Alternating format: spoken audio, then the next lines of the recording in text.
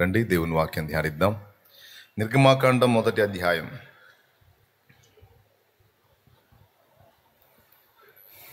నిర్గమాకాండం మొదటి అధ్యాయం 8వ వచనం నుంచి చదువుతున్నాను, చిత్తగించండి. అప్పుడు యోసేపును ఎరుగని క్రొత్త రాజు ఐగుప్తును ఏలనారంభించెను. అతడు తన జనులతో ఇట్లనెను, ఇదిగో, ఇశ్రాయేలు సంతతి అయిన ఈ జనము మనకంటే విస్తారముగాను బలిష్టముగాను ఉన్నది. వారు విస్తరింపకుండునట్లు మనము వారి ఎడల యుక్తిగా జరిగించుదము రండి. లేని ఎడల యుద్ధము కలుగునప్పుడు కూడా మన శత్రువులతో చేరి మనకు విరోధముగా యుద్ధము చేసి ఈ దేశములో నుండి వెళ్ళిపోదురేమో అనెను. కాబట్టి వారి మీద పెట్టిన భారములలో వారిని శ్రమ పెట్టుటకు వెట్టి పనులు చేయించు అధికారులను వారి మీద నియమింపగా, వారు ఫరో కొరకు ధాన్యాదులను నిలువ చేయు పీతోము, రామెసేసును అనే పట్టణములను కట్టిది.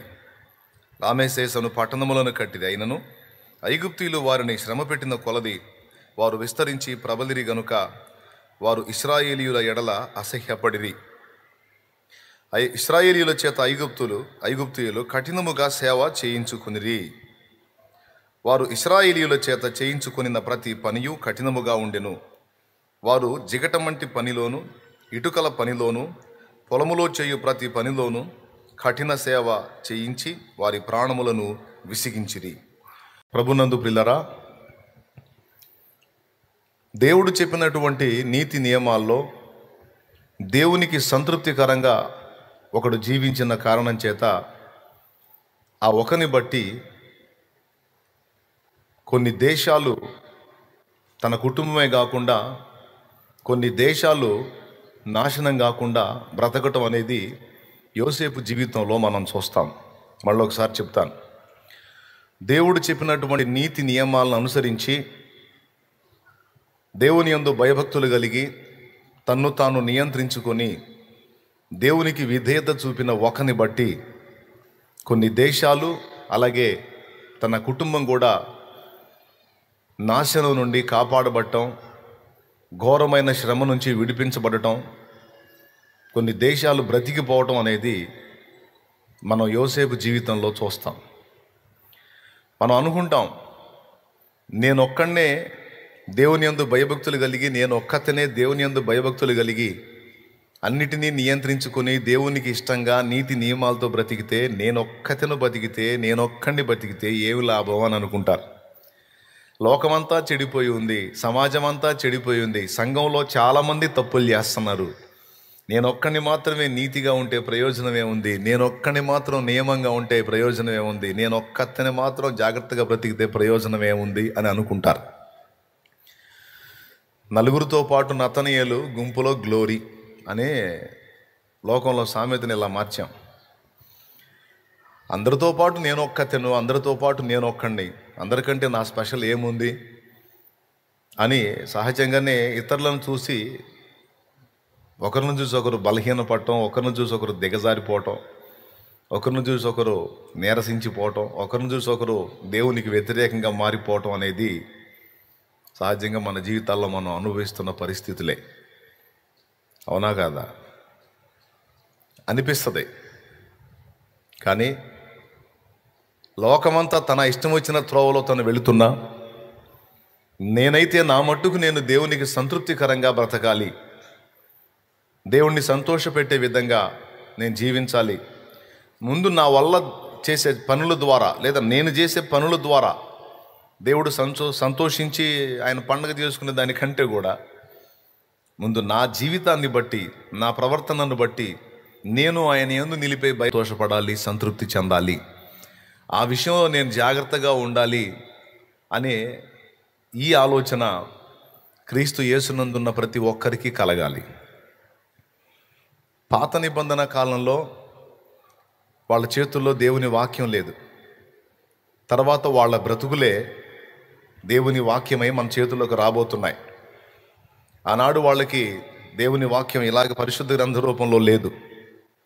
తర్వాత వాళ్ళ జీవితాలే గ్రంథ రూపంలో మన చేతికి వచ్చాయని మనకు తెలుసు. వాళ్ళకు తెలిసినంత వరకు దేవుని యందు భయభక్తులు నిలిపి కొన్ని కట్టడలు ఏర్పరచుకొని దేవుడు ఇష్టపడేవి, దేవుడు సంతోషించే వాటిని ఎంపిక చేసుకొని ఆ కట్టడలో తమను తాము స్థిరపరచుకొని జాగ్రత్తగా బ్రతికిన భక్తుల చరిత్రలే పరిశుద్ధ బైబిల్ గ్రంథంలోనికి ఎక్కినాయి.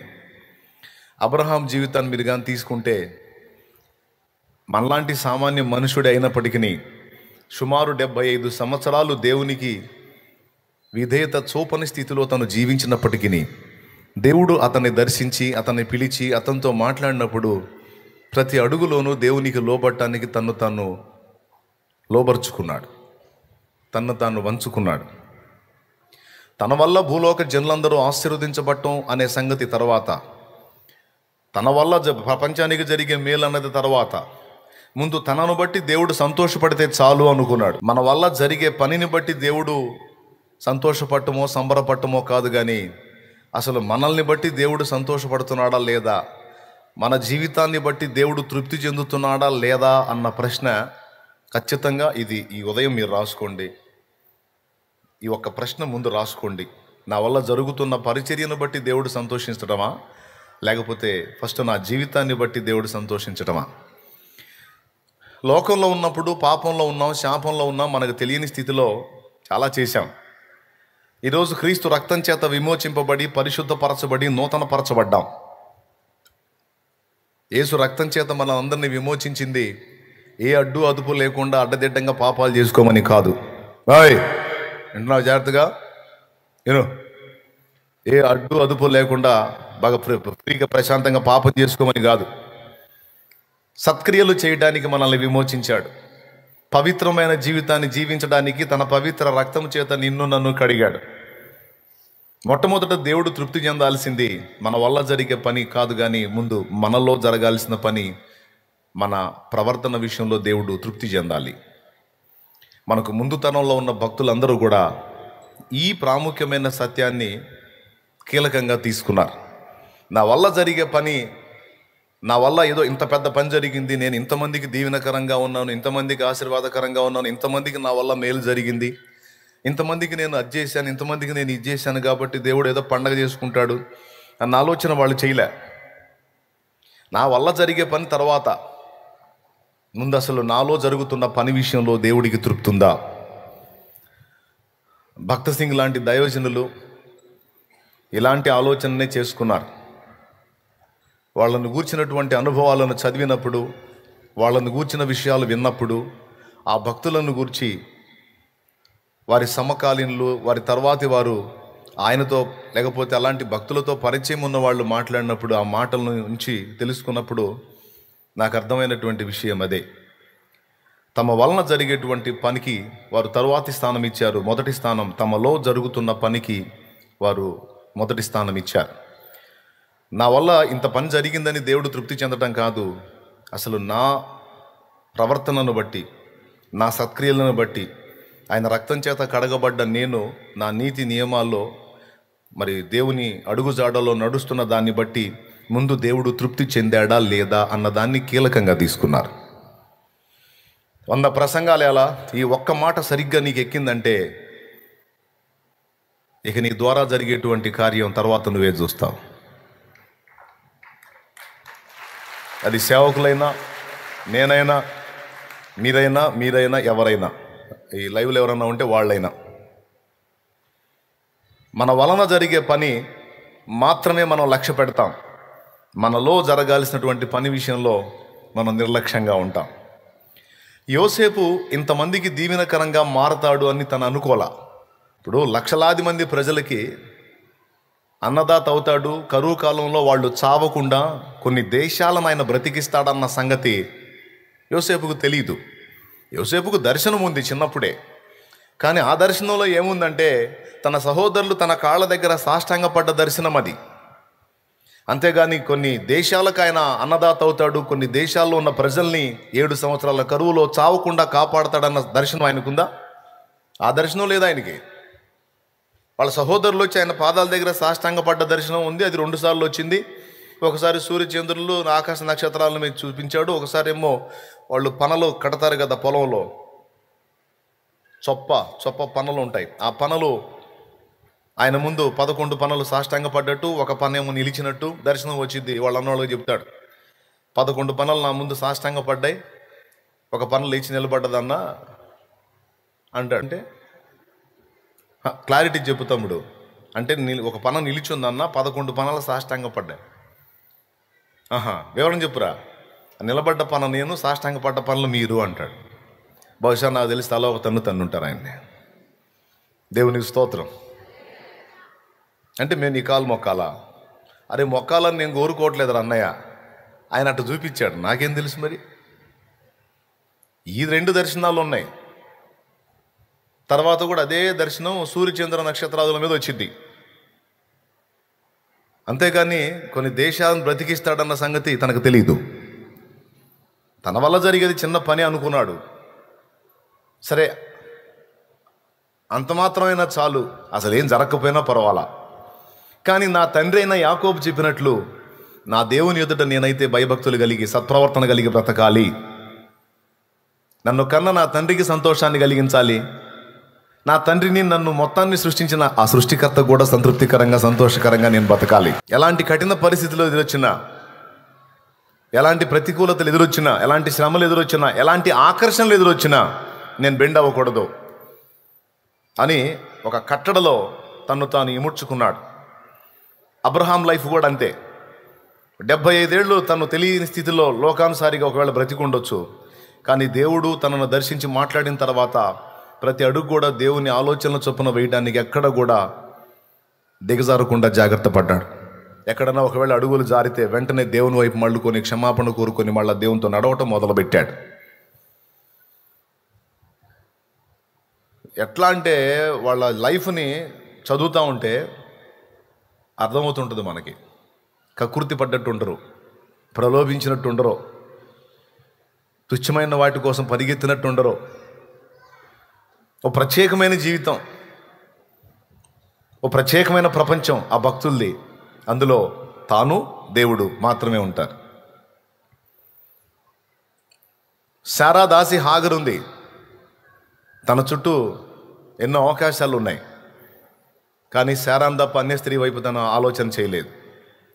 చివరికి శారా పోడుబెట్టి, దేవుడు నీకు సంతానాన్ని ఇస్తానన్నాడు కానీ నా వలననే ఇస్తానని చెప్పాడా? మరో స్త్రీ ద్వారా నువ్వు సంతానాన్ని కంటే అది నీదే అవుతుంది కానీ ఆమెది కాదు కదా. కాబట్టి నా ద్వారానే సంతానాన్ని కనాలని రూల్ ఏముంది? ఈ హాగర్ని చేసుకో, ఈమె ద్వారా ఒక బిడ్డను కను, ఆమె నా దాసి కాబట్టి ఆమె మీద నాకు పెత్తనం ఉంది, ఆమె పుట్టే బిడ్డ మీద కూడా నాకు పెత్తనం ఉంటుంది. ఇదిగో ఈ దాసిని తీసుకొని ఈమెతో నాకు కుమారుణ్ణి కని అని లాజిక్కులు చెప్పి హడావుడి చేస్తే ఆమె మాటను తీసివేయలేక మెత్తబడ్డాడు. చేసుకోమన్నాడు, చేసుకోమంది, చేసుకున్నాడు. తర్వాత అదే మనిషి తల్లిని కొడుకుని వదిలేమంది. ఏం చెప్తాడు? దేవుని దగ్గరికి పోయాడు. ఏంది ఆయన అన్నాడు, చేసుకోమంది, చేసుకున్నాక వదిలిపెట్టమని వదిలే అన్నాడు. తీసుకెళ్ళి వదిలేసి వచ్చాడు. ఎక్కడ కూడా కకృతి పడ్డట్టు కనపడ్డావు, ఎక్కడ కూడా చీప్గా ప్రవర్తించినట్టు కనపడ్డావు. వేరే దేశానికి వెళ్ళాడు, ఐగుప్తు దేశానికే. వాడు వచ్చి శారాన్ని తీసుకొని పోయాడు. ఓకే, తీసుకెళ్ళు, నీ సంగతి నేను చెబుతాను. మోకాళ్ళు వేసి దేవుని పాదాలు పట్టుకున్నాడు. నిప్పులాగా పోయిన శారా నిప్పులాగానే బయటకు వచ్చింది. ఏమాత్రం బ్యాలెన్స్ మిస్ అయితే ఫరో గడు తెచ్చేవాడు. 318 మందిని ఎంటేసుకొని పోయి 4 రాజుల్ని కొట్టాడు. 318 మందిని వెంటేసుకొని పోయి 4 రాజుల్ని కొట్టాడు. వాళ్ళని తన్ని, వాళ్ళు దోచుకొని పోతున్న సొదొమ గొమొర్రాల సొమ్ముని తిరిగి తీసుకొచ్చి వాళ్ళకి పడేశాడు. సొదొమ గొమొర్రాల వాళ్ళకి దేవుడిచ్చిన అవకాశాల్లో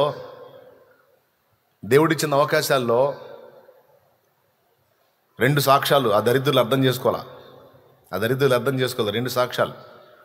ఒకటి, వీళ్ళు 5గురు ఉన్న వీళ్ళని వచ్చి 4 దన్ని మొత్తం లాక్కొని పోయారు. అరే, మనం పద్ధతిగా లేకపోబట్టి కదా వాళ్ళు మన మీద జయం పొందింది. మనం దేవుని యందు భయభక్తులు కలిగి ఉంటే ఈ శ్రమ మనకు రాదు కదా అనుకుని ఆ దరిద్రులు వాస్తవంగా దేవుని వైపు తిరగాలి, వాళ్ళు తిరగల. ఒకటి. రెండోది, 5 రాజులు మనం ఆ 4 రాజుల్ని తెరవలేకపోయాం. వాళ్ళకంటే అన్నీ ఎక్కువే మనకి, కానీ వాళ్ళే మనల్ని దన్నిపోయారు. ఇతను ఒక్కడో, ఎవరు?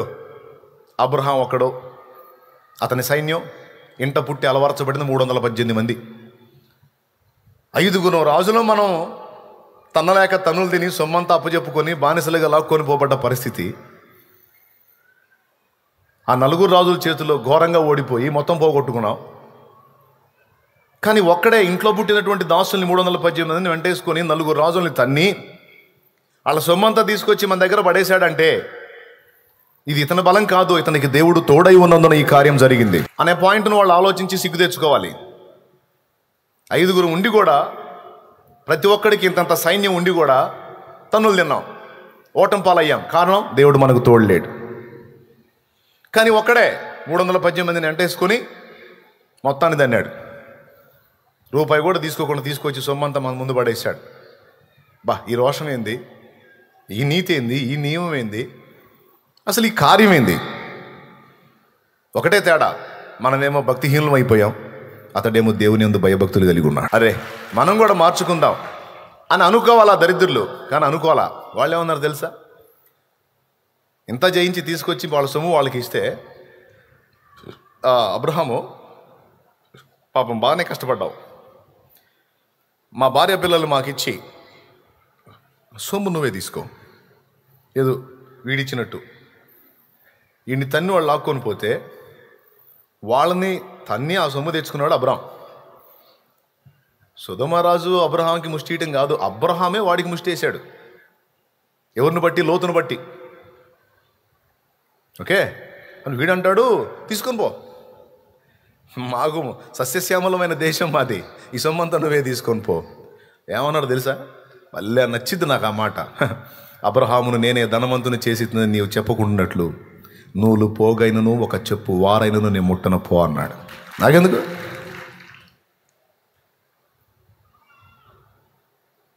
సిగ్గులేదురా మీకు దరిద్రులారా? 5 వాళ్ళ చేత తన్నులు తిని మొత్తం అప్పచెప్పి నెత్తిన ముసుకేసుకొని కూర్చున్నారు మీరు దద్దమ్మలై. 318 మందిని వెంటేసుకొని మొత్తాన్ని తన్ని తరిమి సొమ్మంతా తీసుకొచ్చి ఇస్తే దేవుడి కార్యాన్ని గుర్తుపట్టకుండా సొమ్ము నాకు ఇస్తారా ముష్టి? నేను ఇచ్చారా మీకు ముష్టి? అది నా దేవుణ్ణి బట్టి. ఎప్పుడు అబ్రహాము చేయి పైనే, కింద లేదు, పైనే. ఎక్కడన్నా చూడు, హేతు కుమారుల దగ్గర శారాని సమాధి చేయడానికి ప్లేస్ అడిగినప్పుడు కూడా వెల చెల్లించకుండా నేను తీసుకోను అంటాడు. ఎక్కడన్నా చూడు, కకృతి బుద్ధి కానీ, మెత్త బుద్ధి కానీ, ప్రలోభించే బుద్ధి కానీ, చీఫ్ మెంటాలిటీ కానీ ఎక్కడ కనపడదు. పాత నిబంధనలో పరిపూర్ణులండి. అర్థమైందా? ఒక్కటే దృష్టిలో పెట్టుకున్నారు, నా వల్ల జరిగే పనులేమో తర్వాత సంగతి, కానీ ముందు నేను దేవుని ముందు పర్ఫెక్ట్గా ఉండాలి, దాన్ని నేను సాధన చేయాలి, నా దేవుని కట్టడలు దాటి నేను పోకూడదు. నన్ను ప్రేమించి నాకు తోడై ఉండి బలహీనరాలని నన్ను విసర్జించకుండా నాకు బలమయ్యాడు, నాకు వెలుగయ్యాడు, నాకు దీపమయ్యాడు, నాకు ఆధారమయ్యాడు, ఆశ్రయమయ్యాడు, తన రెక్క కింద నన్ను దాచాడు. అందరూ నన్ను వదిలినా నన్ను చేతబట్టి నన్ను హత్తుకొని తన గుండెల్లో దాచుకున్నాడు నా ప్రభు. నేను ఆయనకి ఇష్టంగా ఉండాలి, నేను ఆయనకి సంతృప్తికరంగా ఉండాలి, ఆయన సంతోషించేటట్టు నేను బ్రతకాలి.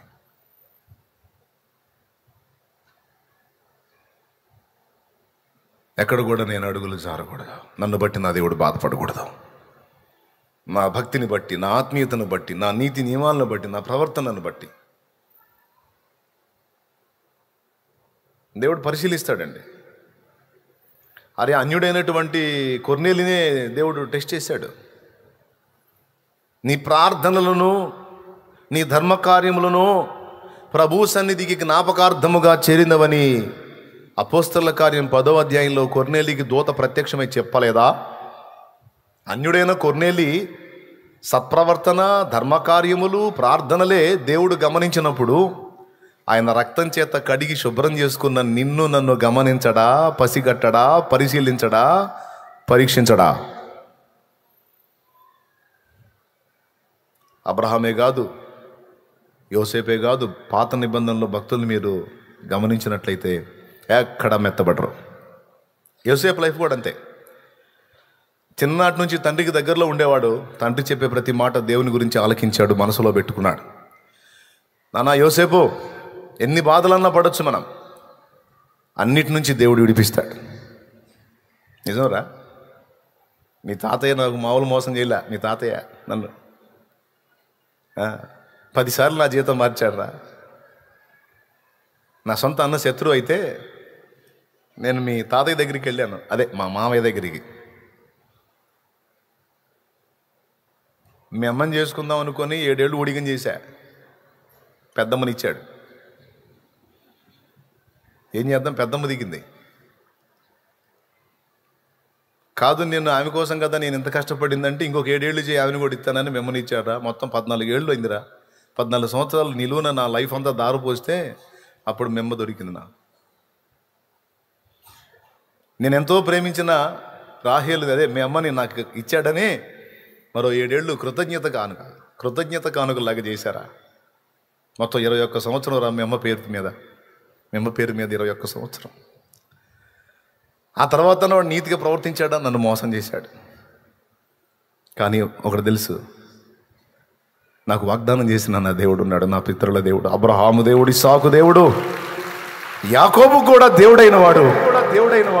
మీ తాత నన్ను మోసం చేయవేనా, ఆయన నాకు తోడై ఉండి నన్ను మోసపోనీ లేదురా, నా పక్షాన కార్యం చేశాడు. మచ్చలు పొడలు గలవి నీవి, అవి లేనివి నావి అంటే ఎట్లా పుడతారో మచ్చలు పొడలు గల్లయి. మందలో ఆ టైపు పొట్టేళ్ళు ఉంటే అలాంటి పిల్లలు పుడతాయి. మీ తాత ఏం చేశాడు తెలుసా, నాకు ఈ మాట ఇచ్చి ఆ మచ్చలు పొడలు గల పొట్టేళ్ళన్నింటినీ మందలో నుంచి దూరంగా, అదే మీ మావయ్యలకి ఇచ్చి తరిమాడు. ఏ మచ్చ లేని వాటిని నాకు ఇచ్చి, మచ్చలు ఉన్నవి పుడితే తీసుకో, లేకపోతే పైకి చూడన్నాడు. నా దేవుడు అన్యాయస్తుడు కాదురా, నాకు తోడై ఉండి మీ తాత ఏ మాట అయితే చెప్పాడో ఆ మాట ప్రకారం మరుసటి ఈతలో పుట్టిన పిల్లలన్నీ మచ్చలు పొడలు గలవి పుట్టేటట్టు చేశాడు నా దేవుడు. ఈసారి మచ్చలు పొడలు గలవి నావి, మచ్చలు లేనివి నీవి అన్నాడు మీ తాత. మళ్ళీ నా దేవుడు నాకు తోడై ఉండి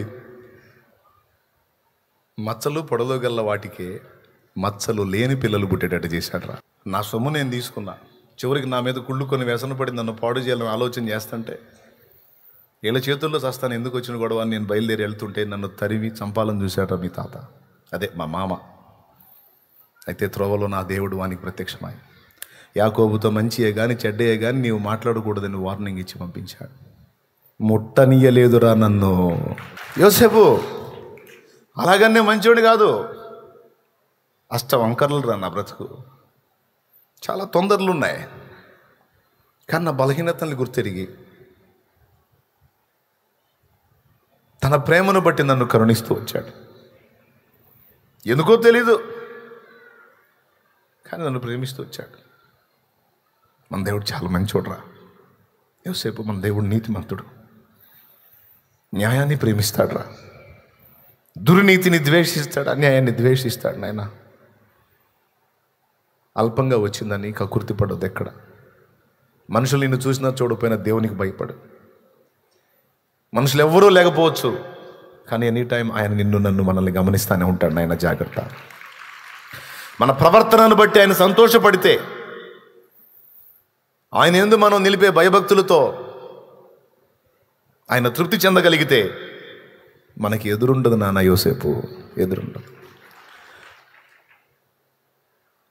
ఈరోజు పిల్లలకి తల్లిదండ్రులు ఇలా చెప్పడానికి అవకాశాలు లేవండి. పిల్లలు సెల్ ఫోన్లో బిజీ అయిపోయారు. టీవీలలో, సెల్ ఫోన్లలో, ఒకప్పుడు టీవీలు, ఇప్పుడు సెల్ ఫోన్లు. నా చిన్నప్పుడు తల్లిదండ్రులు కష్టించి పనిచేసి సాయంత్రానికి ఇంటికి వస్తే వాళ్ళ దగ్గర కూర్చుంటే అప్పుడే టీవీ లైన్లోకి వస్తున్నాయి. బాగా డబ్బున్న వాళ్ళు ఇంట్లో టీవీ ఉండేది. ఆదివారం ఒకరోజు సినిమా వచ్చేది. ఎంతమంది గుర్తుందో? వీటి రోజుల్లో సినిమా రాదు. ఇక నువ్వు వచ్చినా కూడా మనం చూడలేము. కానీ అసలు ఇళ్లలోకి సినిమా రావటం ఏందని టీవీలో ఏదో వచ్చినా సరే అవకాశం దొరికితే పోయి ఆ వింతగా చూసే పరిస్థితులు. అంతకంటే ఇంకా చిన్నప్పుడు పెద్దోళ్ళ దగ్గర కూర్చొని సాయంత్రం వేళ చల్లబూట వాళ్ళు చెప్పేటువంటి కబుర్లు, కథలు, స్టోరీలు, అవునా? ఇంకా నాకంటే ముందు పెద్దలుగా ఉన్నటువంటి వాళ్ళకైతే ఇంకా ఛాన్స్. ఇంకా అప్పుడు టీవీలు లేవు, సినిమాలు లేవు, ఏమీ లేదు. సినిమాలు ఉంటే ఎప్పుడన్నా హాల్లో. కానీ ఎక్కువ శాతం పెద్దోళ్ళ ముచ్చట్లే, పెద్దోళ్ళ అనుభవాలే, పెద్దోళ్ళ మాటలే అప్పటి పిల్లల జ్ఞానం. అంతకంటే ముందు ఓ నాయన 1000 సంవత్సరాలకు ముందు కదా యోసేపు, యాకోబులు. అప్పుడు సినిమాలు లేవు, టీవీలు లేవు, సెల్ ఫోన్లు లేవు, ఏ చెత్త లేదు. ఏదన్నా జ్ఞానం తెలుసుకోవాలంటే పెద్దోళ్ళు చెప్పాలి, పిల్లలు వినాలి. శ్రవణ జ్ఞానం. ఫలితంగా యాకోబు చెప్పిన మాటలు 11 మంది లక్ష్య పెట్టలేదు. బెన్యామీనేం చిన్నోడు, 10 మంది లక్ష్య పెట్టలేదు. 11 యోసేపు లక్ష్య పెట్టాడు. యోసేపు విన్నాడు, ధన్యుడైపోయాడు.